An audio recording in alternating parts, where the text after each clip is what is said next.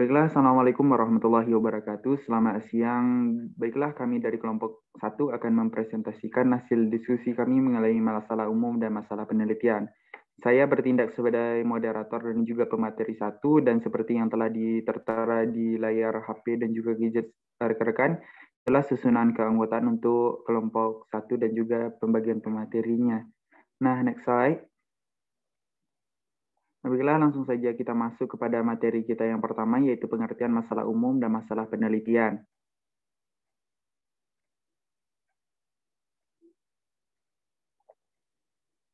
Pengertian masalah umum, secara umum definisi masalah adalah kondisi terkini yang belum sesuai dengan yang diharapkan di antara kondisi dan harapan. Itulah yang disebut dengan permasalahan, atau dengan kata lain masalah dapat didefinisikan sebagai kesenjangan antara harapan dengan realita yang ada.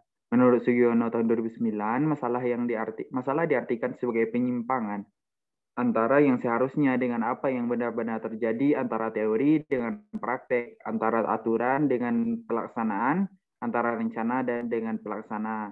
Nah, menurut para juri Atmo Sudirjo, masalah adalah suatu yang menyimpang dari apa yang diharapkan, direncanakan, ditentukan, diharapkan, direncanakan, dan ditentukan untuk dicapai sehingga merupakan rintangan menuju tercapainya tujuan. Jadi yang bisa masuk problematika atau masalah adalah sesuatu yang dibutuhkan penyelesaian karena terdapat ketidaksesuaian antara teori yang ada dengan kenyataan yang terjadi. Sekian materi dari saya. Selanjutnya kita silakan kepada Sophia Aufa untuk melanjutkan materi selanjutnya. Kepada Sophia Aufa, disilakan. Baik, terima kasih kepada moderator. Selanjutnya, pengertian masalah penelitian. Menurut Noah Atmojo, tahun 2002, masalah penelitian secara umum dapat diartikan sebagai suatu kesenjangan atau gap antara yang seharusnya dengan apa yang terjadi tentang sesuatu hal, atau antara kenyataan yang ada atau terjadi dengan yang seharusnya ada atau terjadi, serta antara harapan dan kenyataan. Yang disebut dengan masalah penelitian adalah hal-hal yang berkaitan dengan masalah atau problem, peluang atau opportunity, ketertarikan atau anxiety, keraguan atau ketidakpastian, ketiadaan, blackness, kelangkaan, rarely, kemerosotan, decline, ketertinggalan, left behind, Azor. Ini diungkapkan oleh Azor Julian di tahun 2004. Kemudian menurut Narbuko dan Ahmadi tahun 2002, masalah penelitian adalah suatu pernyataan atau pernyataan yang menyatakan tentang situasi yang memerlukan pemecahan melalui penelitian atau keputusan yang perlu didiskusikan. Jadi dapat disimpulkan bahwa masalah penelitian adalah sesuatu hal atau kejadian yang dijadikan sebuah penelitian dengan mempertimbangkan beberapa hal dalam menentukan suatu masalah dalam penelitian sehingga memperoleh jawaban yang diinginkan. Sekian penyampaian materi dari saya, dikembalikan kepada moderator.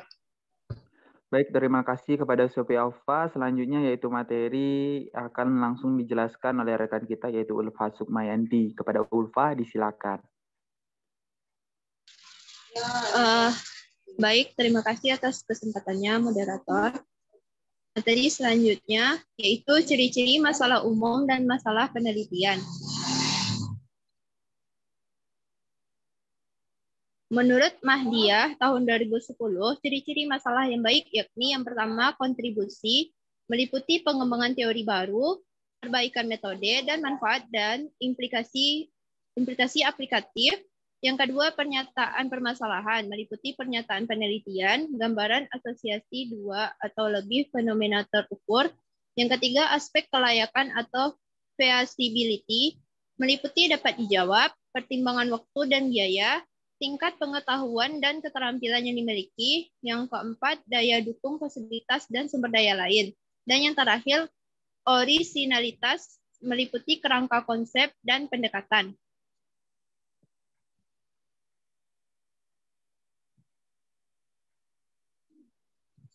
Selanjutnya, ciri-ciri masalah penelitian menurut Arikunto tahun 2006, Ciri-ciri dari masalah penelitian yaitu yang pertama mempunyai nilai penelitian, yang kedua masalah harus mempunyai keaslian, yang ketiga masalah harus menyatakan suatu hubungan, yang keempat masalah harus merupakan hal yang penting, yang kelima masalah harus dapat diuji, yang keenam masalah harus dapat dinyatakan dalam bentuk pertanyaan, yang ketujuh mempunyai visibilitas, dan yang terakhir sesuai dengan kualifikasi peneliti.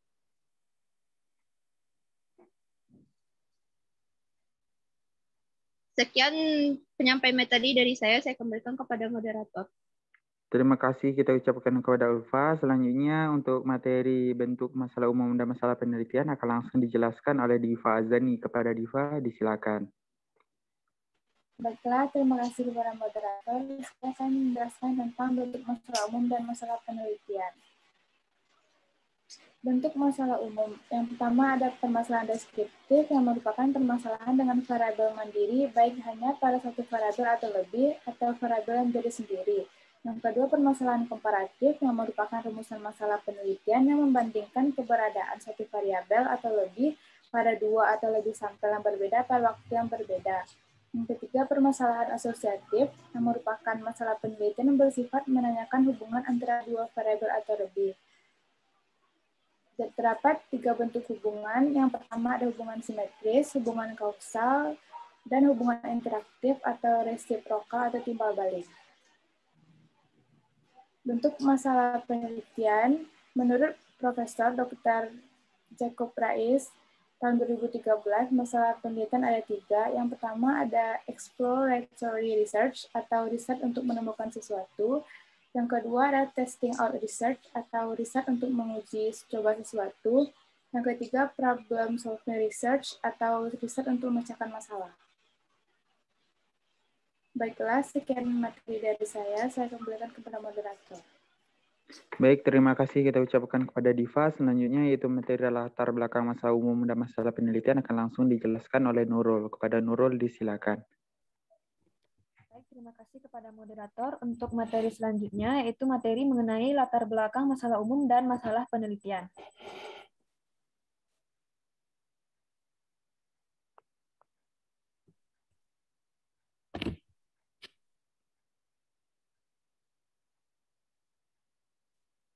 Yang pertama, latar belakang masalah umum. Menurut David Lindsay, banyak orang mengalami kesulitan dalam memutuskan apa yang akan dimasukkan dalam pendahuluan atau latar belakang masalah. Hasil-hasil penelitian apa yang perlu dikutip, mana yang akan diberikan dalam pendahuluan atau latar belakang masalah, dan mana yang tidak perlu. Jawabannya mudah, hanya bahan-bahan yang mengarah kepada hipotesislah yang digunakan. Selanjutnya, bahan-bahan tersebut disusun menurut urutan yang logis. Yang pertama, latar belakang masalah. Harus memuat faktor-faktor apa saja yang menjadi perhatian Anda untuk dijadikan suatu latar belakang. Yang kedua, latar belakang memuat berbagai informasi kasus, baik secara langsung, lewat pengamatan di masyarakat, maupun lewat buku-buku referensi, dan hasil-hasil penelitian lain yang sejenis. Ini disebut latar belakang teoritis. Kemudian yang terakhir, yaitu latar belakang merupakan tonggak problematik yang berisi berbagai persoalan yang akan dijawab dalam bab-bab selanjutnya. Yang kedua, latar belakang masalah penelitian. Menurut W. Gede Merta tahun 2004, latar belakang masalah penelitian berisi argumentasi mengapa penelitian ini penting dilakukan, menggambarkan situasi dan kondisi baik secara makro maupun mikro, serta dilengkapi dengan fakta dan data-data lapangan, menunjukkan sebab-sebab muncul dan terjadinya masalah. Dikotomi antara apa yang seharusnya terjadi dan kenyataan yang ada.